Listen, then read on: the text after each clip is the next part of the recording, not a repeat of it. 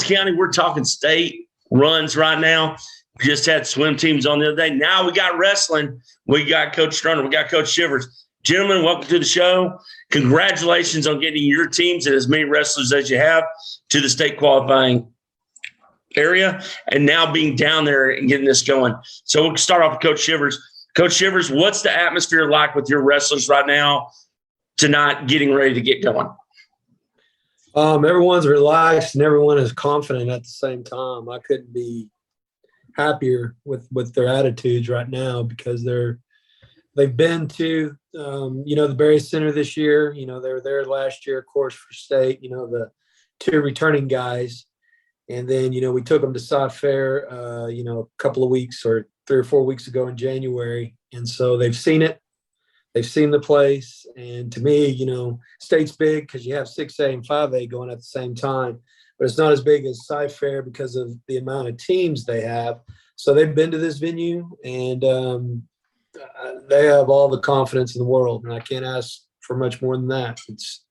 They're ready to get on the mat and just do their thing.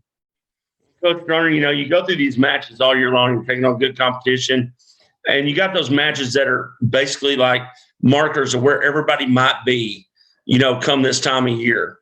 You've had an opportunity to see different people wrestle. How do y'all take that information and utilize it to get these kids motivated? Like, just like, this person here, this person there. How do y'all use that and transform it to the kids to get them ready for each match? We use it a little bit for our scheme and just kind of, using it for film study to get the kids ready to go. But one of the biggest things that I push into the program is, wrestle your match period to period. And then, if we're worried about what other people are wrestling, we're going to try to wrestle to their style. And I don't feel like that's going to do beneficial things for our style of wrestling. And so really, I just tell the kids to be conscious of what the kid does, but keep wrestling your match. And that's kind of one of the things that I push in the program. Well, and, we talked about this the other night, right? You got Noah that goes out there at the regionals and comes back from a deficit. Just talk about him and what he's meant to your program this year. He's, I just think back to like Noah as a freshman was a knucklehead, like any, teenage kid that you could ever get, right? And then, on and off the mat, he kind of puts in the work, and he's one of those guys that you can point to and say, hey, hard work does pay off, and it will get you the results that you want once you do that. And, we could pick and choose any kid in our program that would tell that to, but he's kind of one of those kids that's the shining light to say, hey, the hard work will pay off, but you have to pay what's due. And I don't think a lot of teenagers want to pay. And so I think that's a big thing to speak for him. Coach Shivers, do you have that one person on your squad that just showed that extra this year? I'd have to say, we have a lot of them, and I'll just pick one person out just because he's basically number one in 6A and 5A is Carson Tompkins. And, at South Fair, we faced the number one in 6A, who was the state runner-up at 6A for Allen High School, Ryan Nichols. And that match came down to sudden victory. And Carson is not I'm not going to say anything, but he's not much of a shooter. He just lets you do something, and then he just beats it out. And so he threw a lat drop at the end to catch up in points. And then when it went to sudden victory, he took the initiative, knew the stakes. It was a great match. We were down and came back and tied it and just won it at the end. And, talk about a guy on a mission. I mean, he made it up when he got third place last year. He made up his mind, I'm going to get first this year. Well, and between the 11 that y'all have going, there's a big chance that you have all 11 making it into that podium right now. Coach Stroner, let's just talk about just the fortitude you have to have real quick to make it to that podium over a year of wrestling. You don't get a lot of recovery during the year. Sometimes you don't get matches for weeks because the other team doesn't have, your weight class. How do these kids make it through that? Because there's a lot of ups and downs that most people don't ever think of. Really, I think, for me, just speaking personally, I'll find out or I'll search those matches out. I think Shivers can attest to this too. We're going to find those matches for our kids so that they can have those spots. I can't think of a time that I haven't had a match for a kid. But it's one of those things, like just talking about training. Sometimes you have to go to those deep, dark spots in your mind and kind of push through the grind, if you will, if we say those things in wrestling. But it's, I love football. I will forever, understand the point that it plays here in Texas. But I just think the mental, physical and emotional side of wrestling really pushes the human body to its limits. And they go through a lot of things that, I don't think a lot of sports see. And to be on top of that podium really speaks dividends to putting in that work. And Coach Shivers, I always compare to people that the two hardest mental sports in high school sports are cross country and wrestling. And cross country, you're looking to not only keep your own head in it, but you're trying to break another person. Same thing in wrestling. Talk about that point sometimes in a match where the other wrestler, you broke that person and what it takes to get there. As coaches, we have the knowledge, and Stroner can say this too, that, it's what the kid knows. And the best thing is when a kid, I can see it out there on the mat, but when the kid feels that moment, and that moment is, that's just when they're wrestling and they're on the mat and they know they own the guy, and they're just, they're, making them write bad checks, basically, is what I tell them. And so it's when they have that kind of confidence, and that confidence starts transferring to every match, and especially the ones like Coach Stroner was saying, the hardest matches, when you find those, when you find those tough ones, and we are grinding no matter where it takes us, because, even when we lose that, like by 1 point, we still have that confidence. Was like, next time I'm going to get him. Again, at the beginning of the year, a kid caught Carson, and he's been at every tournament. He's been looking for him. And unfortunately, they didn't show up, as Dallas Jesuit, and we never got a chance of rematch. But that frustration of not being able to, not in the sense of that I got beat, but I want to get him again because I know I'm going to beat him, and that's the kind of attitude we all have right now, is just, we're in the match. We know we can win. If we lose by 1, we'll see him again. Awesome. Coach Groener, if you haven't been to a wrestle match, the coaches can be right next to the mat. They can try to give instruction. I don't know how they would hear you with somebody wrapped around their head half the time. But, all the coaching that you could do has been done by this point. You only get a couple of times during the match to talk to the kids, maybe point one little thing out. How do you get that much information across to them? Or is it just blurbs to give them, hey, get the elbow this time, et cetera? He's got a one-way radio in their there we go. Their headgear. I wish it was that easy, but it's really, again, it goes to football. I mean, I'm being honest, if we're being honest, but yeah, I've just watched enough football games that they'll call a play, and I'm like, that's, the lack of my knowledge, but like, I see like a shotgun play, and they're calling it something else, and they're holding up all these signs, and I'm like, all right, well, I'm just going to do that. You know what I mean? And call that. So my kids will, so stuff like that. But really and I'm going to tell you what I always tell my kids. I will forever and always, if you wrestle through my program, I will always be 10 to 15 seconds behind you. And like Shivers was saying, our kids have to feel it and know it.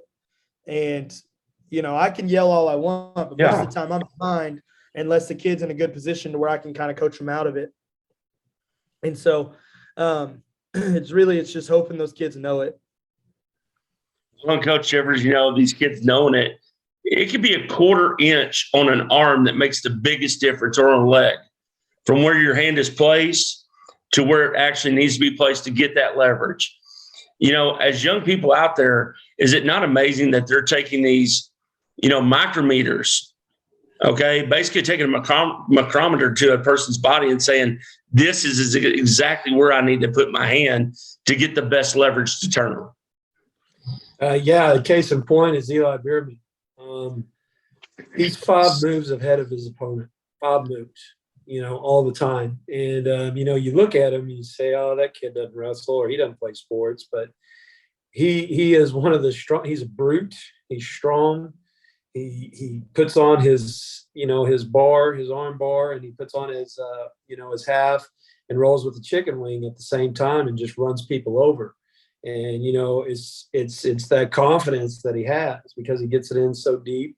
He knows how to cause the legal pain in wrestling. And, everything he does in a match, as soon as it starts, whether he's on top or bottom, he's setting up his next 3 moves.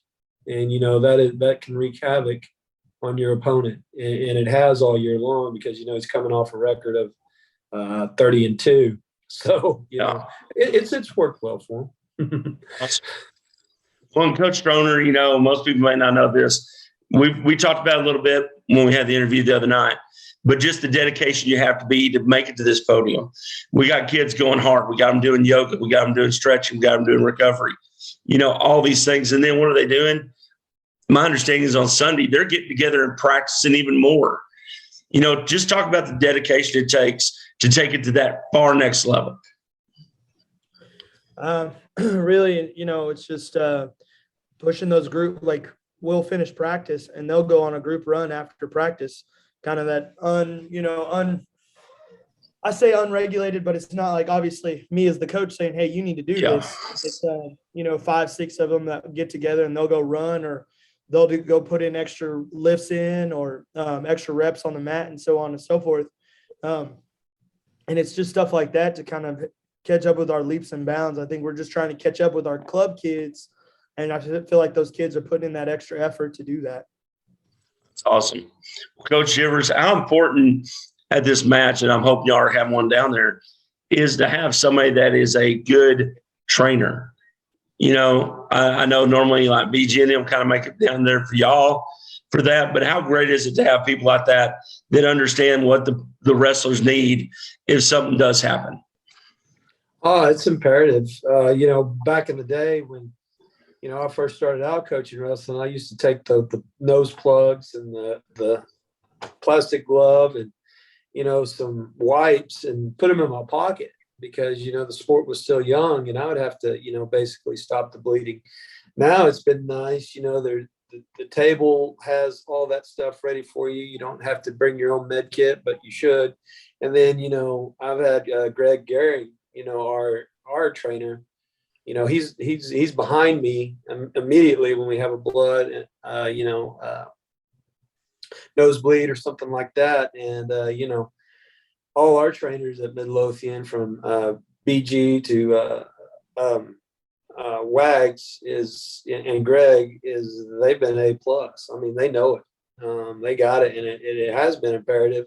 It's helped me a lot because it's taken a lot of that pressure of, I don't stuff the paraphernalia in my pocket anymore like I used to because, it's all about speed and getting that clock stopped, on the blood times. So, our trainers, they have a little infirmary basically at not Sci-Fair, but a state, and they had it at Sci-Fair. But, they're it's the sport is growing, and it's people are starting to say, hey, let's take a look at this. So, Coach Groener, I mean, we got some great S&Cs in this district, strength and conditioning coaches. How do they help your program as well and help these kids reach this high athletic prowess?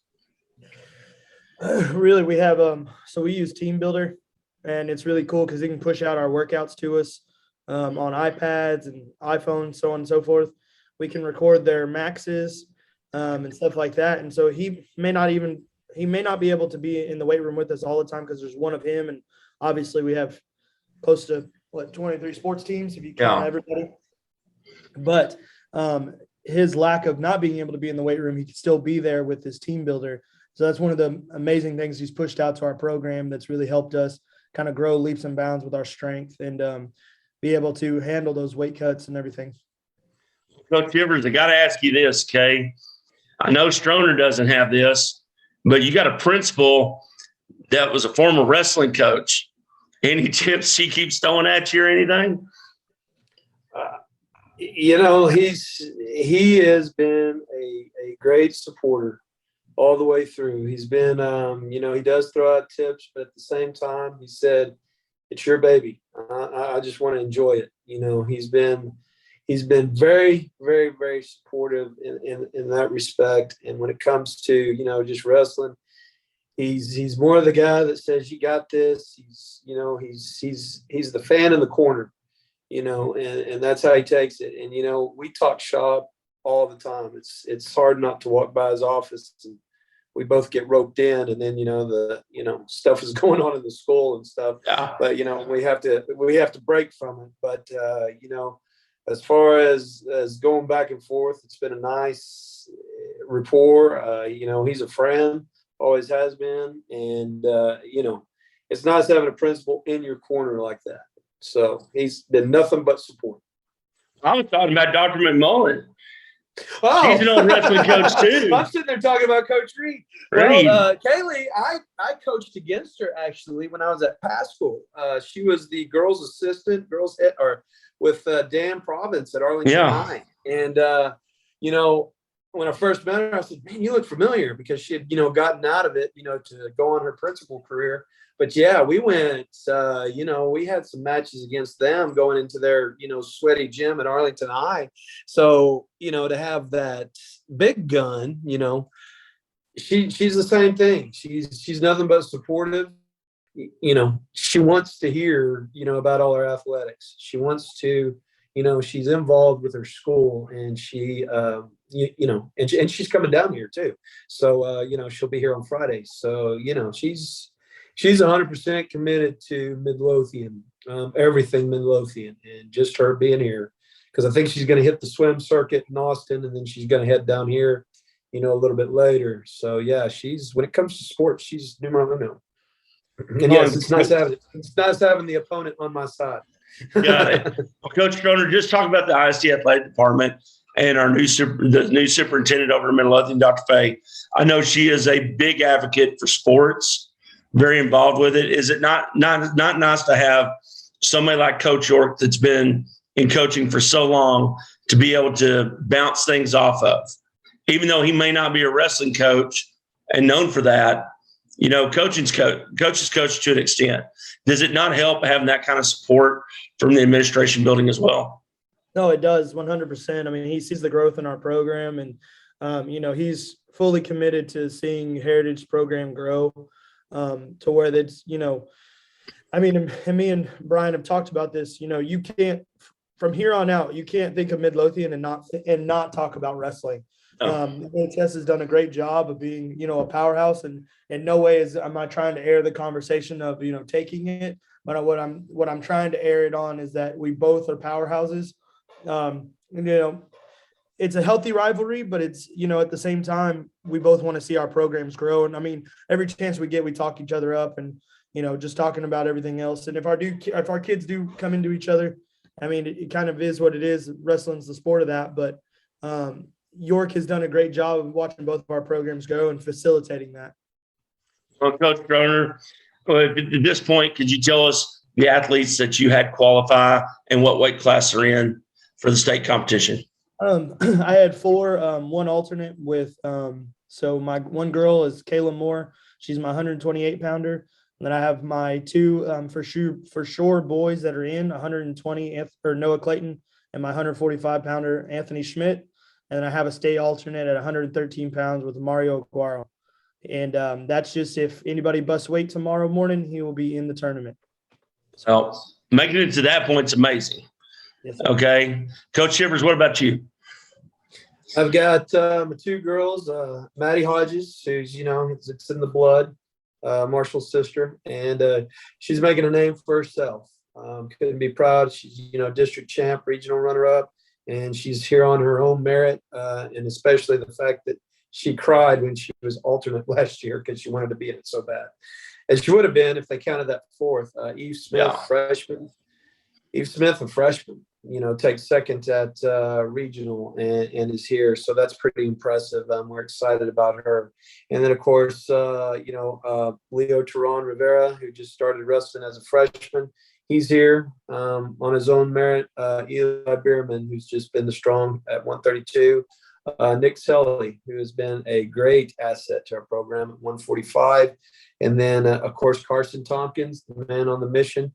And then another guy over the car I want to speak about briefly is Henry Bumgarner, senior, who's 30-5 in his record. He got a concussion last year. And it hurt us because, we had, all kinds of shots last year, and missing him hurt us a lot. And with him back, he's just been that, kind of that glue, that guy that works hard all the time and has gotten progressively better over the season and has improved his record. And, he was in first place matches with no criteria. He didn't have, the regional placer, the state qualifier, or whatever type of criteria.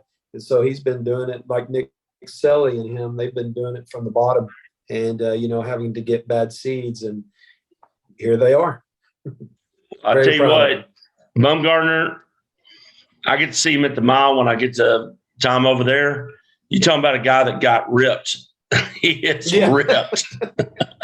Yeah, he's all right. He looks good. He's the anti-tater. Okay, let's get that straight, folks. Well, Coach Stroner, we talked about football a little bit, okay, and we know the benefits of being a wrestler going to football, or you should.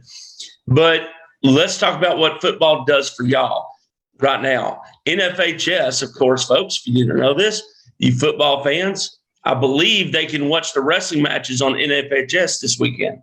Is that correct? I believe that link has been sent out. And if not, I will email you the corrected one. Okay. But all these football fans out there, Coach, how great is it that y'all get to piggyback off of football and actually get to broadcast your matches every year, and especially the state tournament? I think it's big just because of, the fans that want to be here. Just a little bit about me. I come from a family of 6 sisters. And so obviously they all can't make the drive down here. So with that being said, they're all, my own family's tuning in, and that gives them the ability to be able to kind of watch me do my craft down here in Houston. And then, I have parents that are, for my one alternate, they don't know if he's going to get in or not. So it gives them the ability to watch their son wrestle. And it's just really big thing that we get to capitalize on. All right. So my last question, y'all, I'm going to ask both of y'all the question: who's going to win the team championship? Okay. Because there's individuals on this, folks, and there's also a team deal. Okay. If it comes down to it, I mean, Midlothian did it with 4 just a few years ago, came in second place overall, Coach Stroner. Oh, no, I know. And, I have not been paid under the table. And Shivers is not sliding me cash right now, but I'm going to tell you that, any chance I get, I do respect his program. And honestly, if his kids show up tomorrow, like we always say, that my kids show up, obviously, but I really think Midlo has a chance. If his kiddos show up and ready to go to war, he could actually pull something out. And obviously I'm rooting for the home team. So Midlo can do something. I'm going to tell you what, guys, we do appreciate y'all and everything that y'all do with these kids.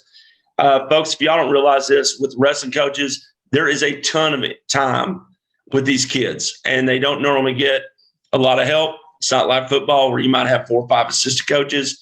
It's normally 2 guys or a guy and a gal out there talking about it and everything and helping these kids out. Applause to y'all for what y'all been able to do. I mean, you got to consider Midlothian a powerhouse, folks. 11 kids. There are schools that don't even have 11 wrestlers, much less have 11 make it to the state. Am I wrong, Coach Stroner? No, yeah, there's a lot of teams that struggle to do what this town has done. Well, Coach Shivers, you got a lineage of Tompkins coming through. You got, the Hodges coming through. What does it mean for y'all to make it back to this point and keep increasing your numbers that are making it? It's, success breeds success. So, I mean, if the idea is to make it past that semifinal, then the scores are astronomical, however it shakes out when you get those points, because second is the they point you for second is the best you can do, and then you can get out and get first place. So, we're trying to get all our guys in and see where the chips fall as far as points, depending on other teams, with 5 guys in the championship round, you got a shot, and some mishaps have to happen on other people, or may not. We can still control our own destiny, but in order to be in that position, we got to get all 5 guys in the championship round. And, with that happening, success breeds success. And, I hope it shapes up for the entire town, because to see that article, see you come out here and just, promote the town and not, an individual school, that's going to be the game changer. We're all here together. And, the good news is, the only time I have a possibility of crossing, Coach Stroner is, at Schmidt's weight class. And, then from there on, he's an enemy and I hate, no, but, at the same time, we can, we can pull for each other down there on the floor. Awesome. Well, folks in Ellis County, if you want to talk about wrestling, watch it first. You got NFHS. You've got track wrestling. I don't normally promote anybody else, but track wrestling, it'll bring you the brackets up. You can follow both teams and see how they're going through their brackets. Comes up to the minute, postings on points, the whole 9 yards. Make sure you check this out. A lot of schools in Ellis County do not have this sport, and I personally believe every school in Ellis County should have this sport, because the individual things, and guys, correct me if I'm wrong, the individual things you learn in wrestling will carry you through your life. The grit, the fortitude, the don't give up. I've seen 6 or 7 matches this year where people were down 5-6 and then came back and won it all. We had they had a little, Coach Stroner, you're going to have to help me here, okay? At the Midlothian little duel that we had about a month ago, there was a young man that just dominated the first match, picked up a guy from that both wrestlers wrestled each other twice, and then the MHS guy won the second time. Yep. So you're never out of these matches. It's intense. It's exciting. These guys can tell you, get into wrestling. It's an up and coming sport. Well, gents, thank y'all so much for joining us. And we look forward to hearing about all them medals and all them podium pictures. Yes.